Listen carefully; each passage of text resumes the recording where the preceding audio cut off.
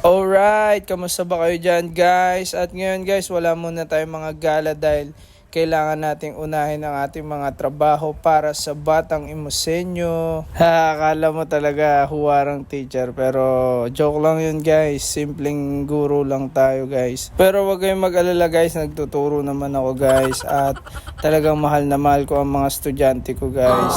Oo nga guys, kahit di nga halata pero concern na concern talaga tayo sa kanilang mga future guys. At syempre gusto natin na mapabuti ang bawat estudyante natin at magkaroon sila ng magandang buhay. O ayan, bago nga tayo maiyak guys, click na nga tayo dito sa ginagawa ko. Bali nagpe-prepare na ako ng mga importanteng dokumento guys na every year ginagawa po namin ito. Yung mga record po ng aming mga bawat estudyante, inaayos po namin yan. At itong kami palang mga advisor guys ang gumagawa niyan.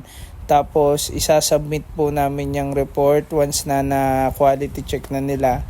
Dadalhin po yan sa registrar's office. Doon po yan iiwan para nandun yung lahat ng record ng mga batang nag-aaral sa amin. Tapos ayun guys, talagang gaganaan ka kasi alam mong padating na yung 14-month pay namin. At bali-balita ko nga may padating din na PBB.